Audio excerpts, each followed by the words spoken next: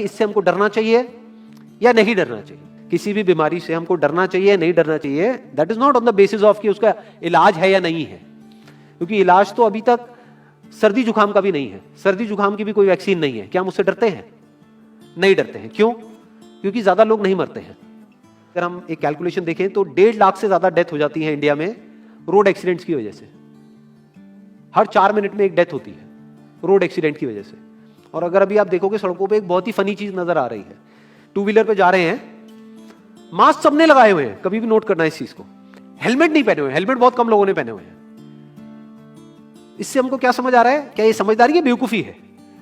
क्योंकि हेलमेट ना लगाने की वजह से उनके मरने के चांसेस उससे बहुत ज्यादा है, कई गुना ज्यादा है जितना कि कोरोना से मरने के उनके चांसेस है। तो ये डर है जो चारों तरफ फैल रहा है और मीडिया डर को और बढ़ाता चला जा रहा है। और क्योंकि सही इंफॉर्मेशन किसी के भी पास में नहीं है या सही कैलकुलेशन किसी के पास में नहीं है, ये जो अभी हम कर रहे हैं इसको मैथमेटिकल मॉडलिंग बोलते हैं। यानी एक डेटा को देख करके एक मॉडलिंग करी जाए और फिर समझा जाए कि एक्चुअल में जो सही डेटा है वो क्या है। ये नहीं कि लिमिटेड डेटा के बेस पे हम कोई भी कंक्लूजन ड्रॉ कर लें और उसके बेस पे डरते रहें। तो अगर इसका डेथ रेट 0.01% है तो हम सब इतना डर क्यों रहे हैं? क्या कुछ और है जिससे हमको डरना चाहिए, जिससे हम नहीं डर रहे हैं, जिसके बारे में कोई बात नहीं कर रहा है, जो इससे लाख गुना ज्यादा भयानक है? मतलब कोरोना से लाख गुना ज्यादा खतरनाक कुछ है जिससे हम नहीं डर रहे हैं और इससे हम डर रहे हैं। वो क्या है जिससे हमको डरना चाहिए?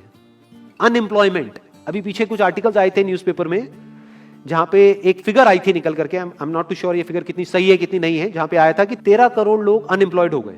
इस फिगर से हमको डरना चाहिए। 13 करोड़ लोग अनएम्प्लॉयड होने का मतलब हम समझते हैं कि इसका मतलब क्या है? इसका मतलब ये, अगर इकोनॉमी पॉइंट ऑफ व्यू से देखोगे, कि ये जो 13 करोड़ लोग हैं ये अपने जो खर्चे हैं वो अब बहुत ही लिमिट में कर देंगे। जिस बंदे की नौकरी चली गई है, क्या वो जाकर के मार्केट में नए कपड़े खरीदेगा? क्या अपने बच्चों के लिए खिलौने खरीदेगा? ट्रैवल एंड टूरिज्म तो भूल ही जाओ। ऐसी और हजारों इंडस्ट्रीज हैं जिनकी धज्जियां उड़ जाएंगी क्योंकि डिमांड कम हो जाएगी ओवरऑल इकोनॉमी के लेवल पे। जब डिमांड कम होगी तो क्या करना पड़ेगा इन ब्रांड्स को, इन कंपनीज को क्या करना पड़ेगा, इन मैन्युफैक्चरर्स को क्या करना पड़ेगा? अपनी सप्लाई को कम करना पड़ेगा। जितनी उन्होंने सप्लाई कम करी, अनएम्प्लॉयमेंट और बढ़ गया कि आज जो नंबर 13 करोड़ है वो बढ़ करके कितना हो गया? 20 करोड़। यानी पूरा का पूरा लूप बन जाएगा। इस लूप को बोलते हैं रिसेशन, जो ग्लोबली ऑलरेडी रिसेशन आ चुका है। और अगर यही रिसेशन और डीप होता चला जाए तो उसको बोलते हैं डिप्रेशन, जहां से एक इकोनॉमी को बाहर आने में 5 से 10 साल लगते हैं। तो इकोनॉमी का पहले ही बुरा हाल था, प्लस इस कोरोना की वजह से और बुरा हाल हो गया है, प्लस जो रहा सहा हमारा जो अपना डर है वो सिचुएशन को और खराब करता चला जा रहा है। और इस डर को हर कोई बढ़ा रहा है, कोई भी कम करने का काम नहीं कर रहा है। एक्चुअल में अगर आप मेरे स्टैंड पॉइंट से देखोगे तो डरने की कोई जरूरत ही नहीं है, क्योंकि जो डेथ रेट है वो बहुत ही कम है। तो हम डर क्यों रहे हैं? सोचो।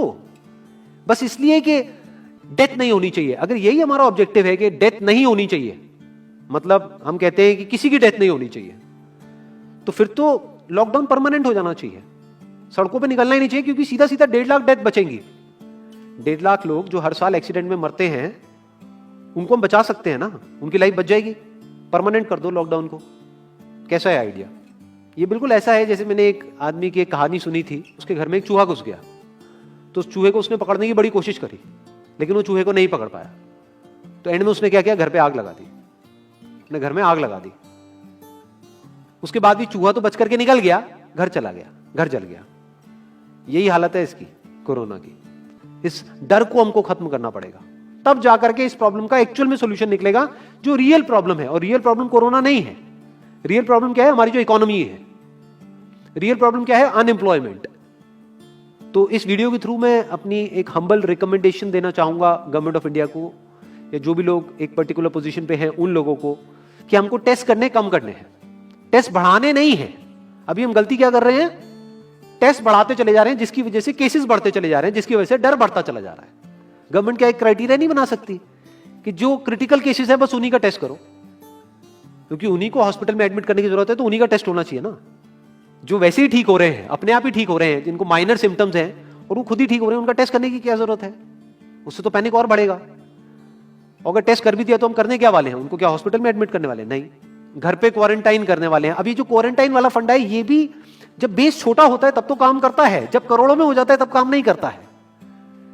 मैं अगर एग्जांपल से समझाने की कोशिश करूं जो मेरी थॉट प्रोसेस है उसको, इमेजिन करो एक ऐसी सिचुएशन है कि हम एक घर में है और चारों तरफ से बाढ़ आई हुई है, और ये जो घर है हमारा वो ऐसा है, इसको इमेजिन करो जहां पे हजारों दरवाजे हैं। तो हम क्या करें, इसमें से एक दरवाजे को पकड़ लें और उसी को पक्का करते चले जाएं। ये है क्वारंटीन, और बाकी के हजारों खुले पड़े हैं। एक को हम पक्का करते चले जा रहे हैं क्योंकि यहां से पानी अंदर नहीं आना चाहिए। यानी कि अगर हमको सबका टेस्ट करना है तो कितने साल लगेंगे, 36 साल। तो जब हमको दिख रहा है साफ साफ कि हम सबका टेस्ट कर ही नहीं सकते, तो हम टेस्ट क्यों बढ़ाते चले जा रहे हैं?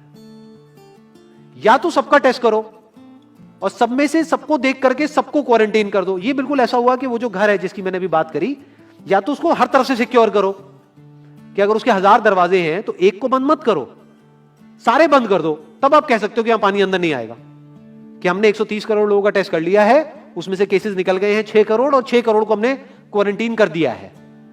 अब ये आगे नहीं फैलेगा, अब 6 करोड़ से 10 करोड़ पे नहीं जाएगा। क्वारंटीन कर भी दिया तो बाकी करोड़ों लोग तो बाहर घूम रहे हैं ना, तो उससे होगा क्या? तो अब हमको समझ जाना चाहिए कि इसको रोकने का कोई तरीका नहीं है। तो अब इसका प्रैक्टिकल सॉल्यूशन क्या है? गवर्नमेंट की तरफ से हमको सिर्फ ये इंफॉर्मेशन चाहिए कि भैया अभी कितने बेड्स ऑक्यूपाइड हैं आपके स्टेट में, और अभी कितने और आपने अरेंजमेंट कर रखा है और कितने और कर सकते हो। अब वो बेड चाहे किसी हॉस्पिटल में हो चाहे किसी होटल में हो। और प्लस ये इंफॉर्मेशन क्यों नहीं जा रही लोगों के पास में कि इतना डरने की जरूरत नहीं है जितना आप डर रहे हो, क्योंकि डेथ रेट कम है। ये इंफॉर्मेशन जानी चाहिए अब लोगों के पास में, वक्त आ चुका है। अगर ये नहीं गई तो प्रॉब्लम सॉल्व नहीं होने वाली इकोनॉमी के लेवल पे। कॉन्फिडेंस खत्म हो चुका है, रियलिटी को हमको पहले समझना होगा। अभी प्रॉब्लम क्या हो रही है, हम कह रहे हैं कि हाँ कंस्ट्रक्शन एक्टिविटीज अलाउड है। गवर्नमेंट को क्या लग रहा है, अलाउड बोल करके सारी प्रॉब्लम सॉल्व हो जाएगी। अलाउड तो हो गई, बट मेरे जो फ्रेंड्स हैं जो कंस्ट्रक्शन इंडस्ट्री में हैं वो बता रहे हैं कि लेबर ही नहीं है, लेबर सारी अपने गांव चली गई है। तो अब कौन कंस्ट्रक्शन करेगा वहां पे? अब ये लेबर चली तो गई है, इसको वापस कैसे बुलाओगे? मीडिया में अगर रोज ये दिखेगा कि केसेस बढ़ रहे हैं, केसेस बढ़ रहे हैं, केसेस बढ़ रहे हैं, वापस आएंगे वो लोग? 1 से लाख नहीं आएंगे। तो उनको मीडिया में क्या दिखना चाहिए, न्यूज में क्या दिखना चाहिए कि अब ये प्रॉब्लम सॉल्व हो रही है। तो लोगों के अंदर का डर निकलना चाहिए। यानी जो भी मैंने अभी तक कहा, अगर मैं उसको सम अप करूं तो वो क्या है प्रैक्टिकली, अगर पॉइंटर्स में सॉल्यूशन देखा जाए। नंबर 1 मोस्ट इंपॉर्टेंट, टेस्ट धीरे धीरे हमको कम करने हैं, बढ़ाने नहीं है। दिन के 1 लाख टेस्ट हो रहे हैं, मैं ये नहीं कह रहा कि एकदम से 10,000 कर दो, 1 लाख के 90,000 कर दो, एटलीस्ट बढ़ाओ मत। समझ गए? 1 लाख के 1.5 लाख टेस्ट मत करो दिन के, 2 लाख मत करो, क्योंकि तब भी 36 साल लगेंगे पूरा करने में। अगर आपने स्पीड डबल भी कर दी तब भी 18 साल लगेंगे। 18 साल तक तो पता नहीं ये बीमारी कहां होगी, किसी को याद तक नहीं होगा। तो करना क्या है गवर्नमेंट को, अगर थोड़ा सा सेंसिबली चले कि टेस्ट को धीरे धीरे कम करते चले जाओ।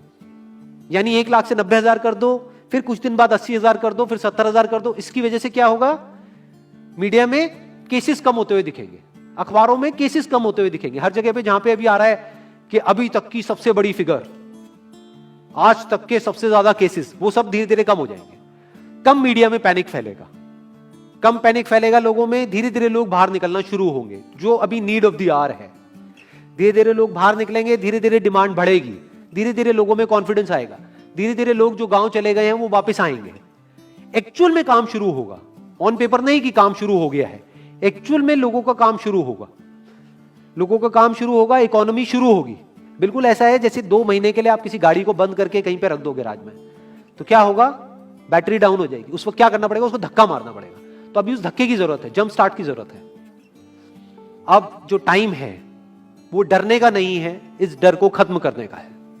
क्योंकि कोरोना ने जितने लोगों को नहीं मारा, ये डर मारने वाला है असलियत में। तो अब इस डर को खत्म करने का टाइम आ गया है। अब हम सबको मिलकर के दिमाग ये लगाना है, ये नहीं कि डर को कैसे बढ़ाएं, बल्कि दिमाग ये लगाना है कि डर को कैसे कम करें या खत्म करें, और लोगों के कॉन्फिडेंस को कैसे वापस से लेकर के आए।